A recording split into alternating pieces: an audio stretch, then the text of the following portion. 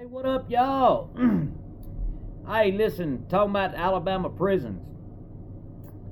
So, I noticed that, they've almost got one of those new mega prisons finished in Elmore County, but they don't have the money for the other one in Escambia County.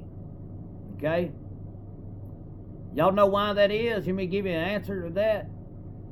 Alright, when COVID hit, Alabama got hundreds of millions of dollars from the federal government. Instead of using that money for COVID, you know what they did? Kay Ivey put it aside, and then now that's what they're building the prisons with. That's why they don't have the money to build the other one. It's because they had, they had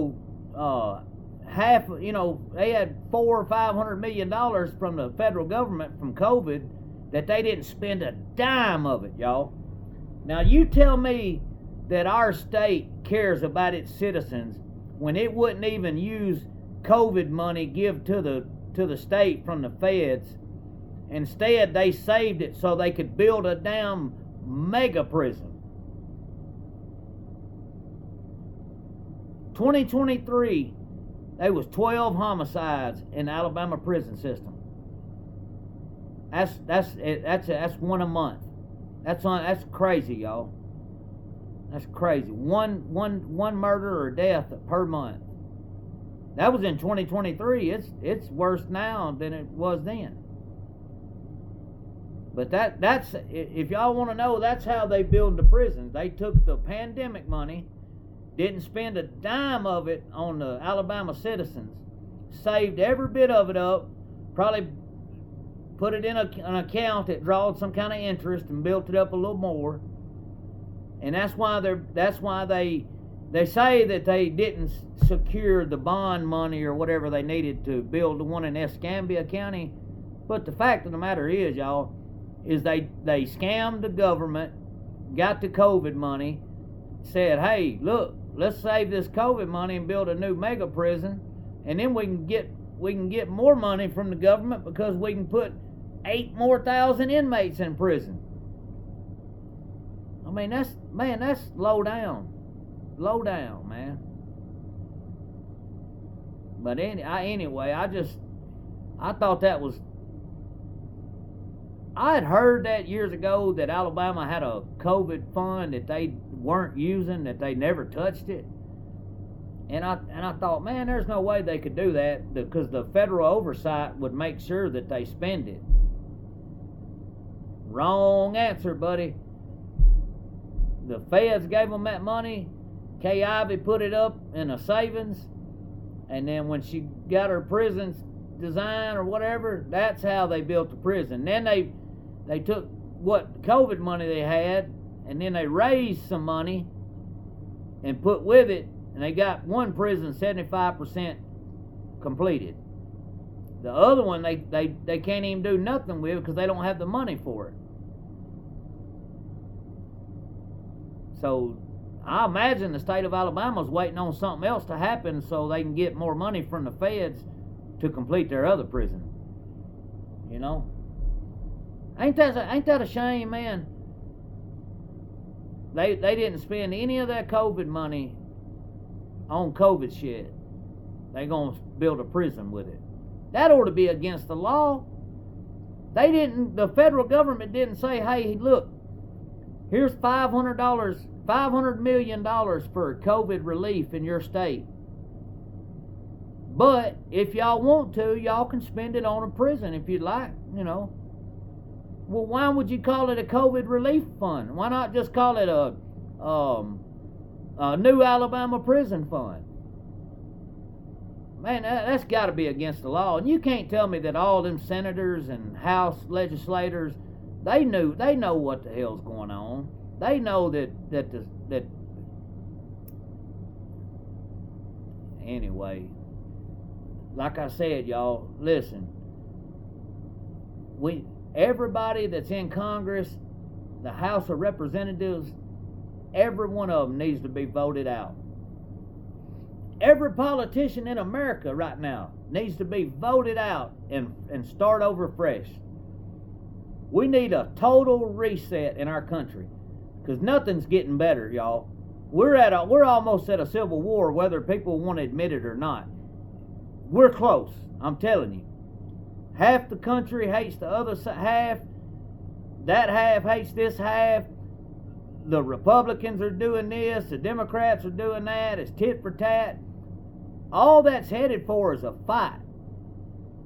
I mean, it's just like in school when you and somebody keep, messing with each other and aggravating each other, and eventually what happens? Somebody gets mad and throws a punch, and then what happens after that? And then you got a full-on fight. I mean, I'm just going to say it. I don't care, because I believe it. A civil war is going to happen. It's not a matter of if, it's just a matter of when. We're too far gone to come back from it, y'all. The only thing that could happen that would bring us back together as a nation would be something like 9/11. 9/11 was the only time I've ever seen the country be in unison, be as one. When they crashed them planes into them towers, everybody in America was all as one. It didn't matter what color, creed, none of that. Everybody was on the same team for years. And then it all changed.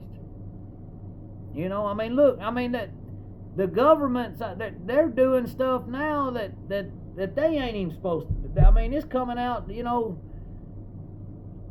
What I'm getting at is, y'all, is it don't matter what side of the aisle they're on, they're all crooked. And the ones that maybe aren't crooked, they know shit that the crooked people's done, and they won't bring it to light, so that makes them just as guilty. It's like Tim Burkett the other day from Tennessee. I think he's one of the few that's up and up, He gets on TV and talks all this and that. Yeah, I know about it, blah, blah.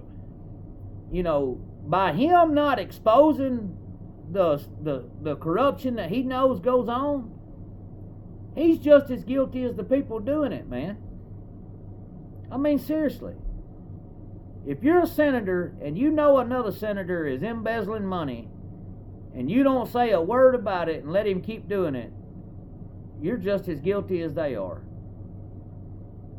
Y'all, look, when they started the income tax, y'all, it was supposed to never get above 6%. And now look, they tax the shit out of us, and then they take our tax money and build prisons to put us in on petty stuff. Especially Alabama. Alabama has figured out a way that they can make big money off prison. The two biggest businesses in Alabama, no lie, is prison and Blue Cross Blue Shield. I ain't kidding you. Those are the two biggest rackets in the whole state of Alabama, is prison and insurance. Blue Cross Blue Shield. They don't, y'all, have y'all noticed that coverage ain't nothing anymore? You got to pay $1 million for it, but then you go to get a simple doctor's visit, and you still got to come out of pocket, something.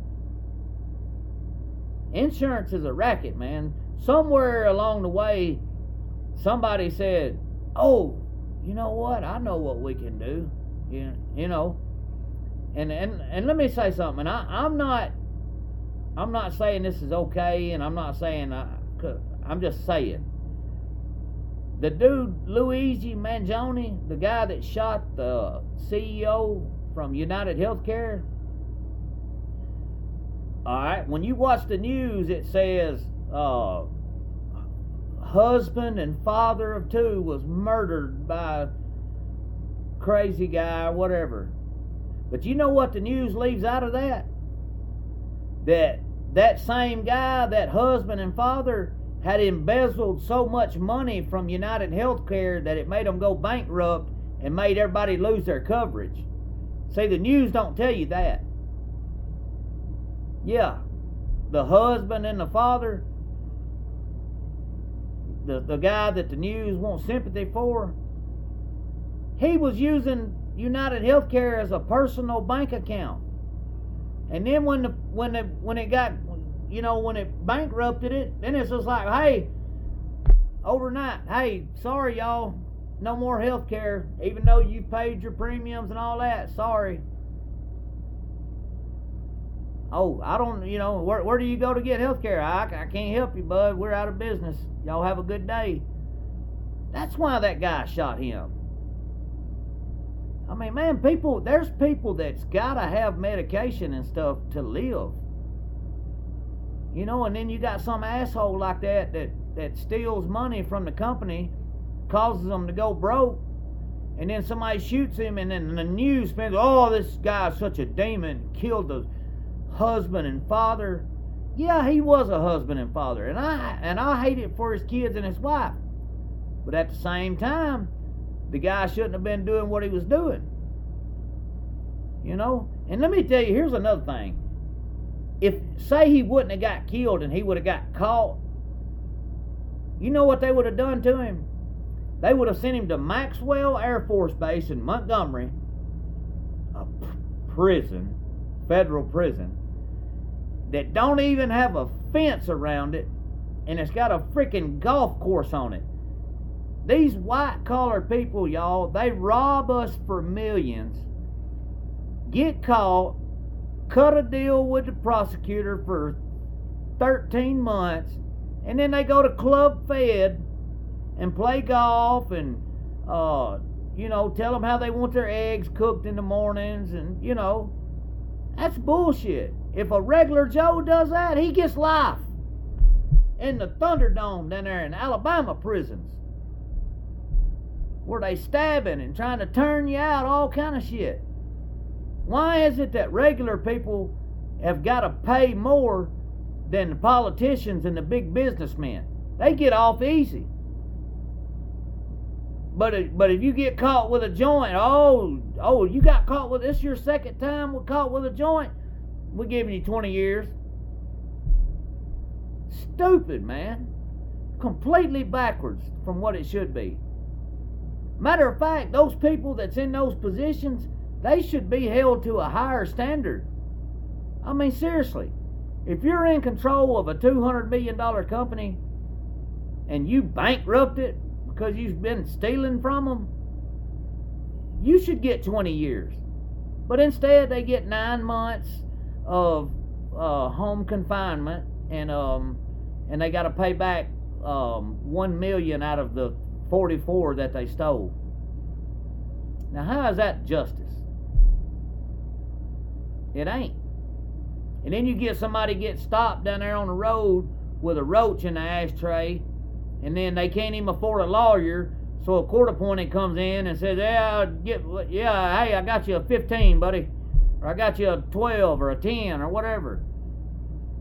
Ain't nothing they can do about it. They got to take it, because you don't want to go to trial and lose, because then they're going to triple that. Whatever that was they offered you, and you turn it down and go to trial and lose, they're going to max you out. Whatever the maximum is, they're going to give it to you.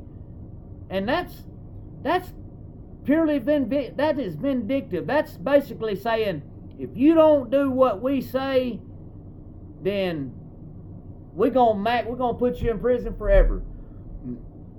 You can do 5 years like we want, or you can exercise your constitutional right to a trial.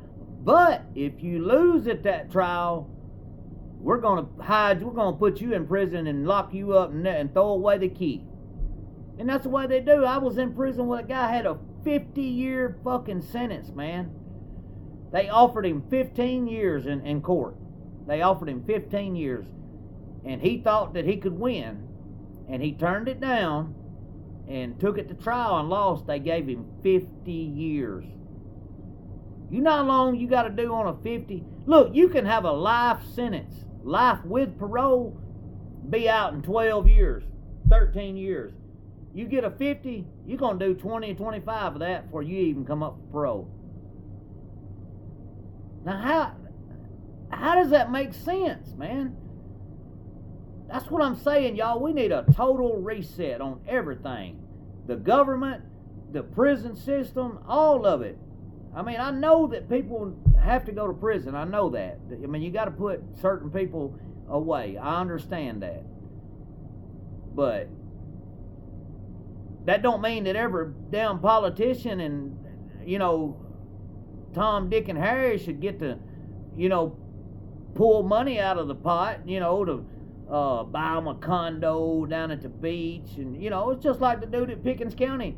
We were screaming up and down, hey, man, these people they're not feeding us right. They're feeding us something else. This is not the food that we're supposed to eat. And everybody's like, oh, y'all just some fucking crying ass inmates. Shut up.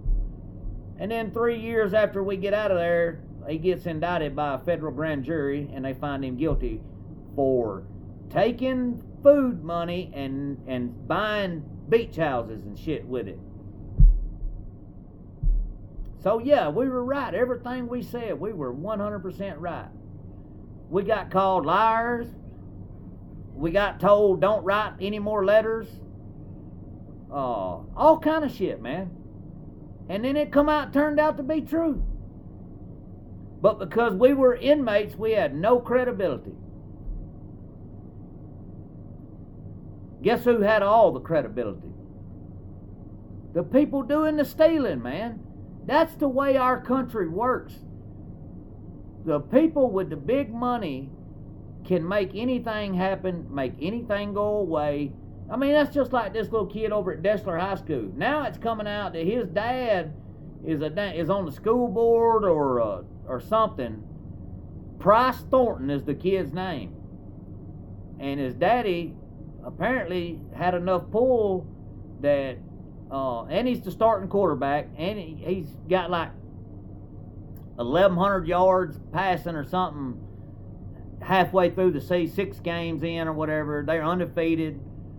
No way they could make a championship run this year without him. He almost beat a kid to death, but his daddy had enough pull to get him out of it. And the whole school and the whole town covered it up. Where's the justice in that, man? And then y'all wonder why people come in and shoot up whole schools and stuff. Imagine being that kid and you get the shit beat out of you, get your head broke, and then nobody, not even the law, will stand up for you, not even the courts. Oh, it was just wrestling. It was just boys playing around. I bet you if Dessler was 1-5 and wasn't worth a shit, I guarantee they'd done prosecuted that kid. But by them being 6-0 and on a championship run, oh no, we can't. We got to have Mr. Thornton now. But I guarantee you, if they were having a losing season, the Madison County DA would have said, oh yeah, they need to bring charges on him for assault. Man, it's a shame how things work, y'all. If you don't have money, you're fucked. Excuse my language, but that's just the bottom line.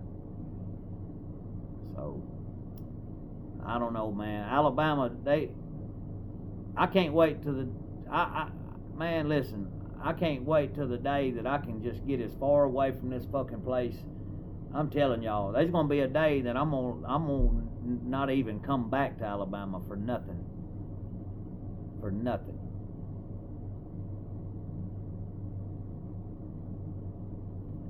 I mean, it's too crooked, man.